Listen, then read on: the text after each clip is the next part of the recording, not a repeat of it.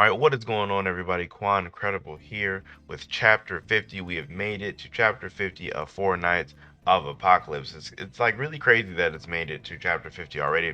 Also, small tidbit unrelated to the chapter, but kind of is related. It's Nakaba's birthday today. He turns 45, so big happy birthday to him. But in the chapter, Chapter 50 Bewilderment, which is a like as an appropriate title as we're gonna get, considering we like find out landslide is landslide. So no, like the entire group is going to be really like shocked and surprised. One thing I really did like about this chapter is like it did show that they were shocked and surprised, but it's almost like we didn't really have a lot of time to even process that in the chapter. But in the beginning, we already get a shot of Arthur and Merlin, and now this is like I want to say this is our first time actually seeing like Merlin, and not like maybe Merlin potentially in like another form. Actually getting just like a nice close up shot of her, or up close shot of her. I believe that would be the way that we could say it. Arthur takes out his talisman because it has broken, definitely assuming that this talisman was connected to the dark talisman, so once they all die, the talisman shatters, so that makes sense. And Arthur is talking to Merlin, saying that, the Four Knights Apocalypse are strong, and that they shouldn't just run around unchecked, but he doesn't know whether to prioritize them or his search for a bride. Now, this just like, it's weird that's finding a bride. Don't get me wrong, marriage is important. Marriage is important. I'm not gonna sit here and say it's not, but it's just weird that he would prioritize finding this bride so much. I feel like there has to be something very specific in Seven Deadly Sins that Nakaba is going for with Guinevere that isn't really immediately apparent to me at this moment with my level of Arthurian lore. Because to my knowledge, Arthur and Guinevere get together, and it's not like he unlocks a power from that or anything. So at least not to my knowledge. I'm very curious to see what Nakaba has in mind for that, just because like the fact that it's up there, like the fact that finding a bride is as important as destroying the Knights of Apocalypse, which are said to destroy the world, to at least to him. It's weird that those have the same level of importance. But it was nice to see Arthur and Merlin, because it's always interesting. Now back to our main group with Percy and Lancelot. We get to see like we don't get to see the full scope, but we get to see a bigger, broader scope of what Lancelot did, and his shining road cut through like what we can see of the entangled forest. Obviously, we cannot see the entire forest because the panel cuts off, so we don't know how far it actually went.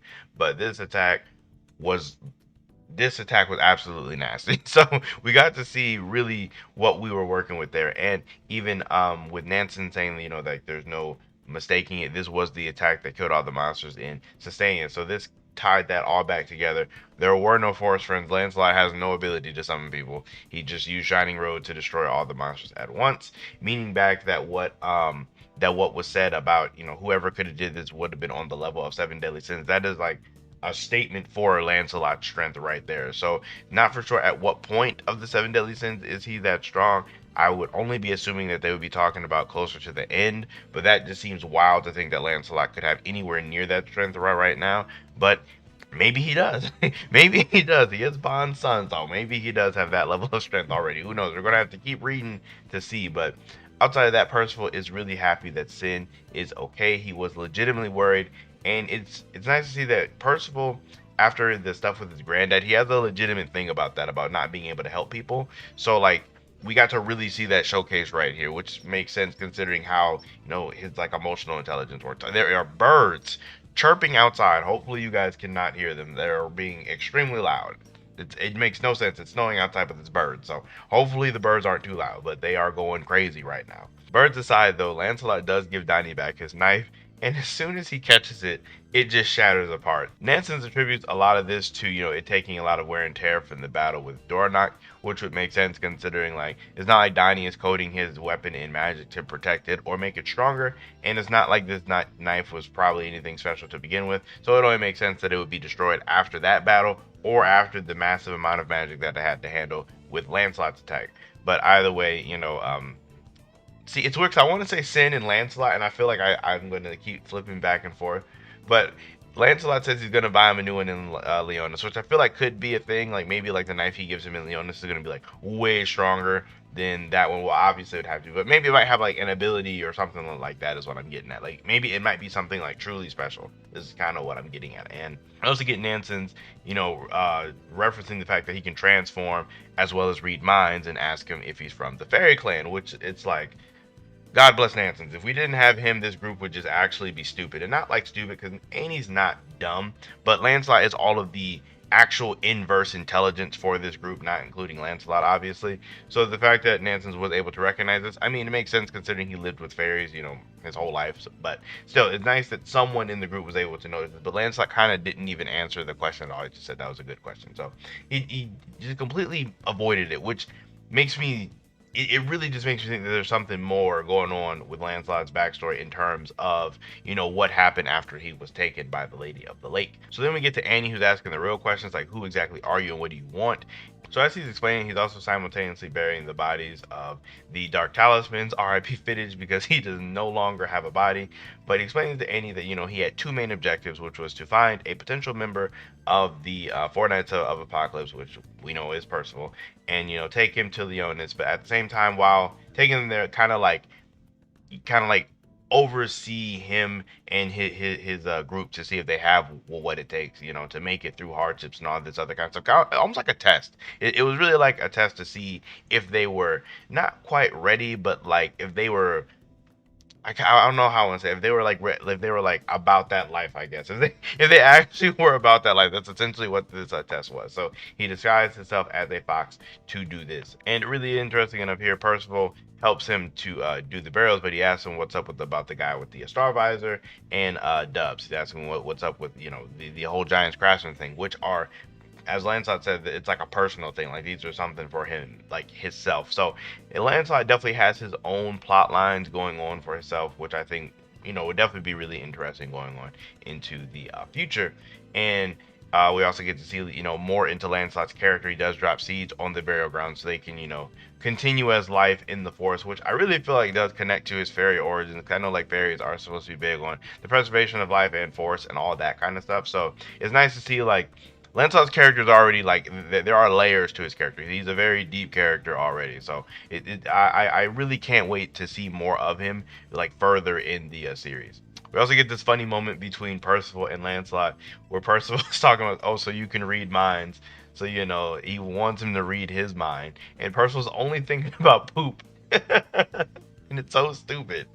It's so stupid. I would do the same thing, but he's like, no, I didn't want you to say poop. I wanted you to guess how many times I thought poop. So it was very funny to me. It's also like made me notice something too about Lancelot is that obviously he has a much better control over his ability to read minds. When he was a child, he kind of couldn't control it that well because thoughts would just pour into his head as that's kind of how he explained it. So it definitely is nice to see that he kind of more or less has the ability to turn it on and off or pick and choose when he wants to do it. And then after all this, we get Pelgard. Like I said, Pelgard is or was inbound, and he finally made it. I was talking about that before in my last video that I really do think Pelgard would show up, and he does, but it is all for nothing because as soon as he gets there, Lancelot pulls out a spell bead and they're gone. They teleport out. You know, it doesn't matter. I did think it was kind of interesting that there was no encounter between Lancelot and Pelgard because Lancelot did say that anybody who, like he faced, they don't survive. So like I feel like Nakaba did this on purpose to where they had no chance to interact at all, and like they had no chance to interact, so there's no chance to see like who was stronger. He's definitely probably saving Pelgard's like strength and all that for later, or more of Pelgard's character. Because I actually wanted to see that fight. If that fight broke it down right now, I would have been hyped. I would have been all for it. Lancelot versus Pelgard, let's get it. I would have been all for it. But this teleportation spell bead takes them straight to Leonis. Like Lancelot had Leonis in his back pocket the entire time. I feel like this is gonna annoy a lot of people. Like, I feel like a lot of people are going to be annoyed that they could have been in Leonis this entire time, but it doesn't really bother me that much because, like Lancelot said, he had to make sure that they were, you know, that they could endure hardship. So, I mean, you could make the argument that after Sistania, he should have just teleported them there, but maybe he wasn't for sure of like Annie and stuff like that. Maybe he wanted to see even more, which I'm not really that mad at. But with, you know, he is at least at this point relatively confident in them at this point to take them straight to Leonis. And basically, as we know from the next chapter, they're going to meet the king because he does say that the king is waiting, and that's the chapter. Now, as we know, Meliodas is the king of Leonis. So next chapter, more than likely, we're going to get to finally see Meliodas. Chapter 51 is going to be hype. I am so pumped for it. Like I am ready to see Meliodas and just see how he is. I doubt he looks any different because it's only been 16 years and demons don't like age all crazy like that. But nonetheless, I am pumped up to see him and maybe potentially Elizabeth or even Tristan. I would love to get an interaction between Lancelot and Tristan, but I feel like Nakaba might save Tristan for like his own chapter. So pretty much it's really up in the air for what Meliodas really wants from them or wants Percival to do. I kind of don't know where it's going to go from here, honestly, because there's lots of things like they could. I doubt they're just going to go straight for searching for the Holy Grail. I feel like they might go look for the other member because we don't know. Like we know obviously Percival, Lancelot, and Tristan, but this last person we have no idea who it is. Like there's lots of people that say, oh, it's going to be Zeldris' kid. Lots of people say, oh, it's going to be King and Diane's kid. Lots of people think it's going to be somebody random. Lots of people think it's going to be some reincarnation of Escanor. So it's like there's lots of different things that the last night could be that we just really don't know. So just gonna have to wait and see on that one.